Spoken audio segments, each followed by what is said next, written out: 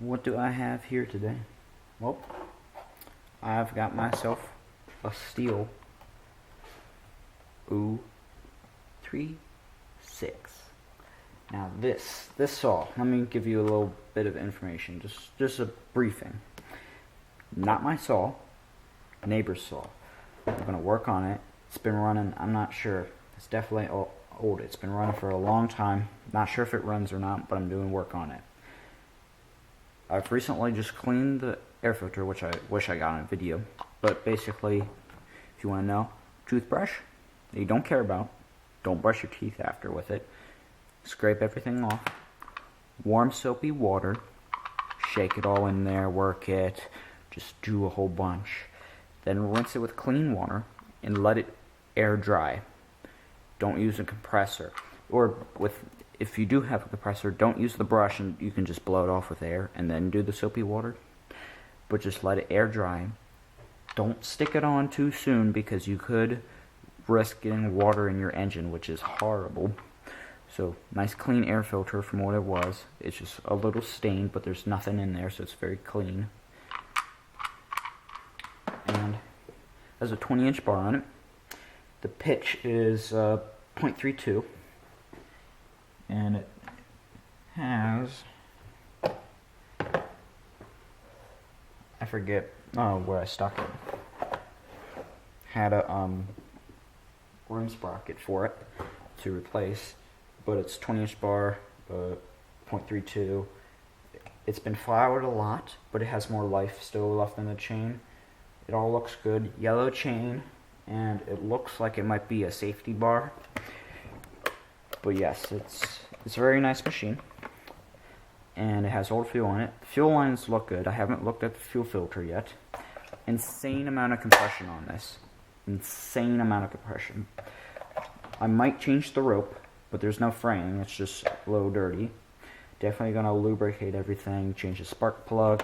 I actually have just lying around some spare NGKs. These are the BPM7A. These are really good. And then just some spare spark plugs right over here.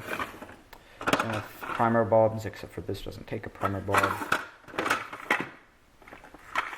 And tons of filters. Now this is an official Stihl filter, but it's a replica of a Stihl, which I might use. It's almost completely brand new. Barely ran any fuel through it. But yeah, so I just want to start giving you guys some updates on it. I'm probably going to post this in parts so I can post shorter videos. But I'm going to start off with the cover. Now, this is just basic maintenance anybody can do. So what I'm going to do is I'm going to take my brush. And I'm going to just get in there.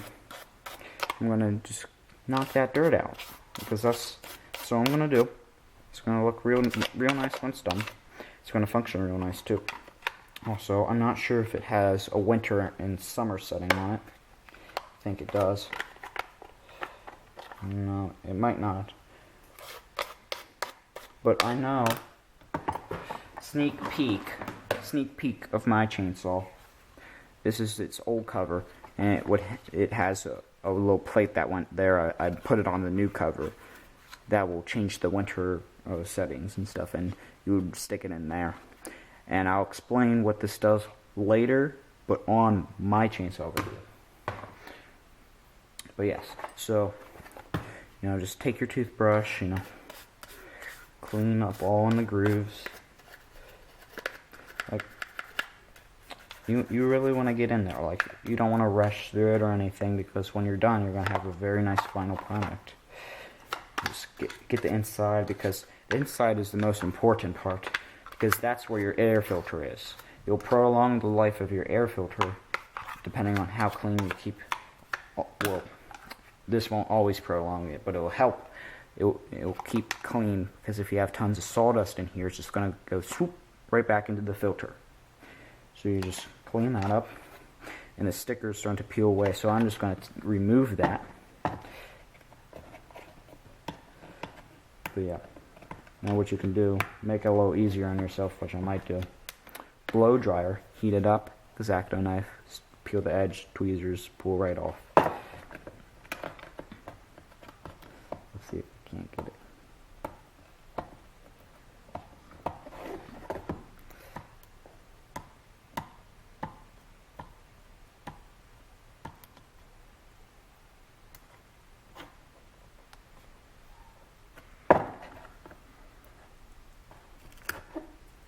Alright, see that color difference?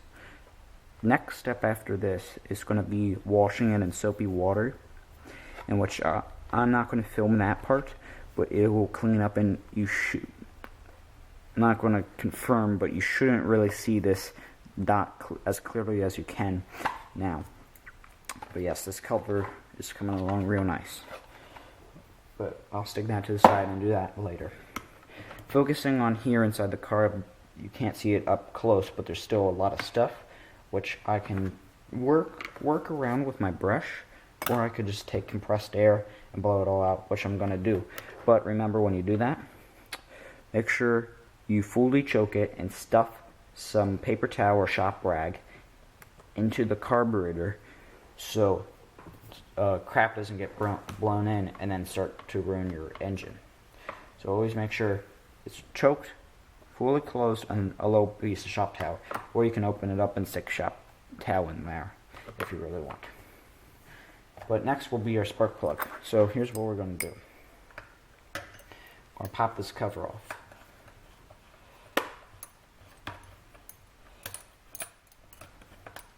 Now this is just one screw, which is nice. And I should be able to access everything. A little more.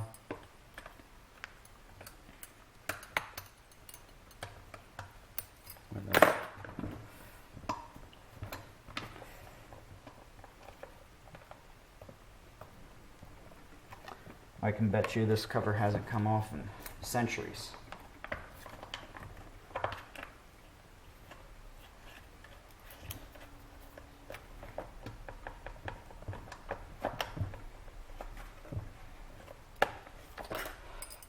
Let me just completely pop this out.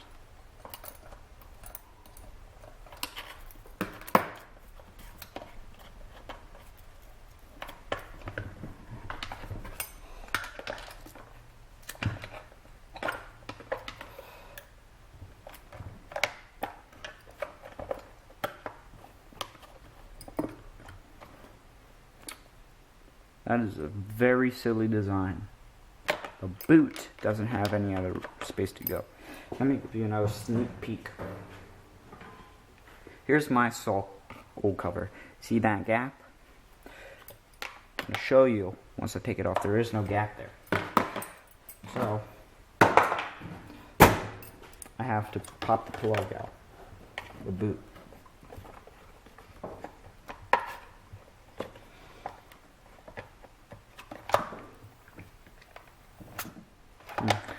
Spark plug might be loose, which I'm not sure if you would call that a good sign, but if the spark plug's loose and you feel a lot of compression, or little compression, or okay compression, once you tighten that spark plug up, you'll get more compression. They did not make it easy to get this off.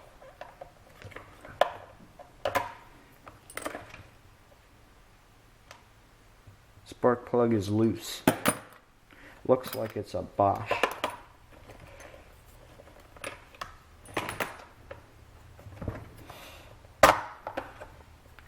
See how it doesn't have that lip there for the boot to slide down when my other one could? See that other one? So just a little kind of rubber piece right there. We'll also take this cover off, this plastic stuff, and shine it all up with some rouge, and also do this in some nice water, soapy water with Dawn. So stick that over there.